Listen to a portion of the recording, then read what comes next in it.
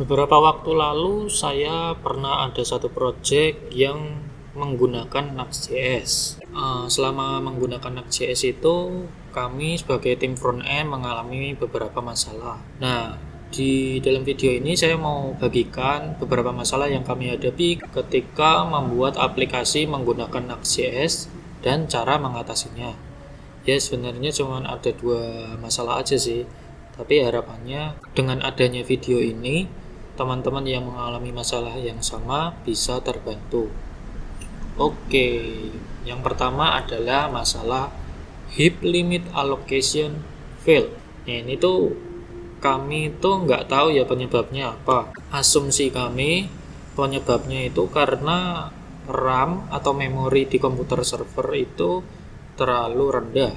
Nah, tapi setelah dicoba itu komputer kami yang kami pakai untuk develop sebenarnya komputer saya sih, laptop saya yang RAM-nya 16 GB, laptop kantor, ternyata mengalami masalah yang sama, yaitu pesan error seperti ini ketika lagi yen build. Nah sebenarnya nggak cuma yen build aja sih yang mengalami error seperti ini. Waktu yen dev itu juga pernah mengalami error seperti ini. Asumsinya kan ini kan karena memori server yang terlalu rendah. Kemudian tim backend kami itu ada yang menyarankan script di package.json itu diubah.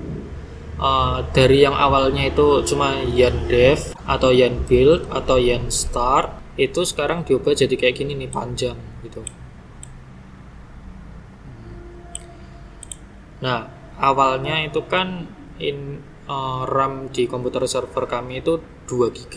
Kemudian angka yang ada di sini itu awalnya 1500 dan berhasil. Komputer server yang RAM-nya cuma 2 GB dengan script yang ini, tapi angka yang di sini 1500 itu berhasil. Akhirnya kami lanjutkan develop lagi aplikasinya. Ngoding. Kemudian masalah ini muncul lagi, nggak tahu kenapa. Padahal udah berhasil beberapa waktu yang lalu udah berhasil. Kemudian masalah ini muncul lagi beberapa kali, nggak bisa build.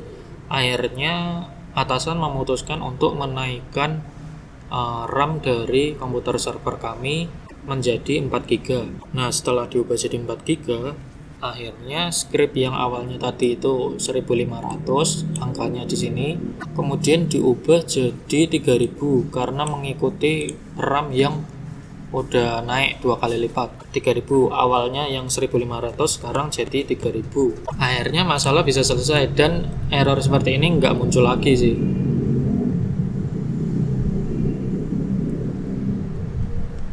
Nah masalah yang kedua itu ini pesan error seperti ini, unable to verify the first certificate.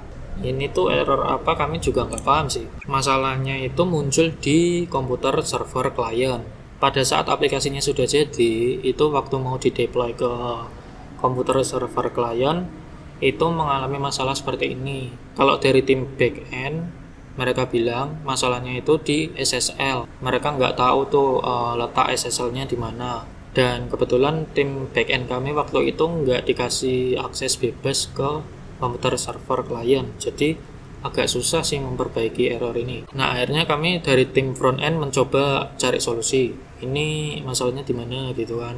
Jadi tuh uniknya itu build-nya berhasil, aplikasinya di build berhasil. Cuman ketika dibuka aplikasinya itu blank gitu, warna putih 500 internal server error gitu. Nah ketika dicoba yen dev di komputer lokal muncul error ini. Kan kalau di yen build itu kan kalau aplikasi kita udah di build kan nggak ada muncul pesan error seperti ini lagi, harus di yen dev dulu baru bisa muncul pesan error seperti ini. Nah setelah diidentifikasi errornya, kami menemukan keunikan ya. Jadi itu kami ada banyak halaman nih di aplikasi web kita. Halaman yang berisi async data atau fetch itu tuh muncul error seperti ini.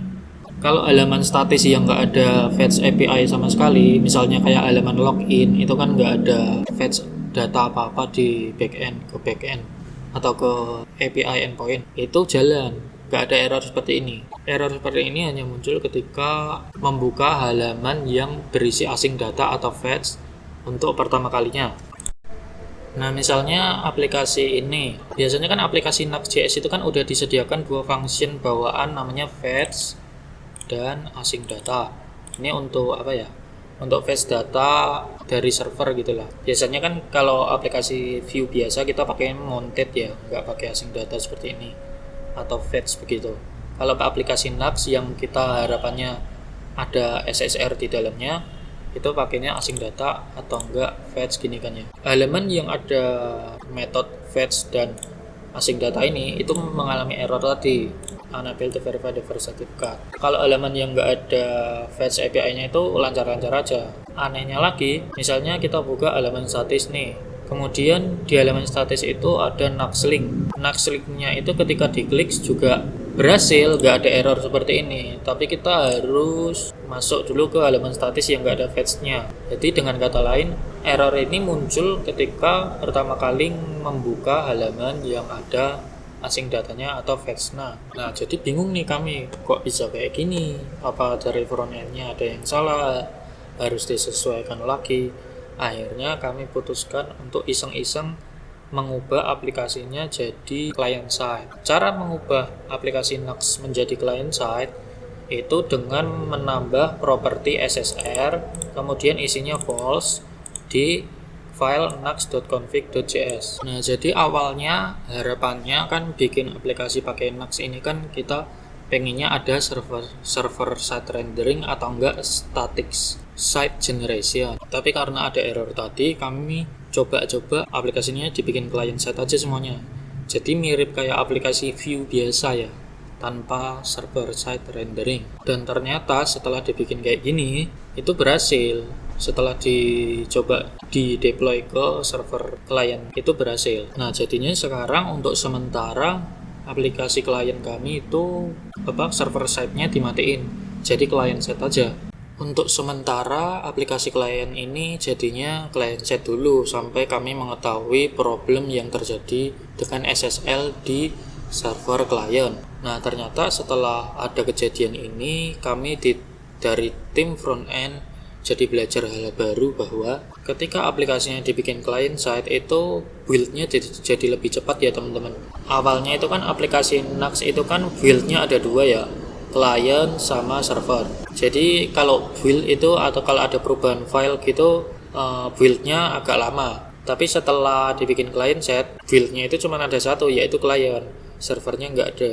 Nah, ini menurut kami bisa mempercepat proses develop ya, proses pembuatan aplikasinya atau pembuatan websitenya. Ya cuman kalau misalnya ada beberapa komponen yang butuh dites bagian-bagian server side-nya, mau nggak mau harus diaktifkan dulu kan ya SSR-nya. Oke, itu aja sih yang mau saya sampaikan. Nah, muncul pertanyaan baru nih, kalau misalnya dibikin client side itu tuh berpengaruh ke SEO nggak ya? SEO-nya jadi jelek apa enggak? Soalnya saya pernah bikin aplikasi React yang tanpa Next.js, cuman murni client side semua, itu tuh berhasil ke indeks ke Google, bisa terdeteksi sama Google websitenya, halaman-halamannya.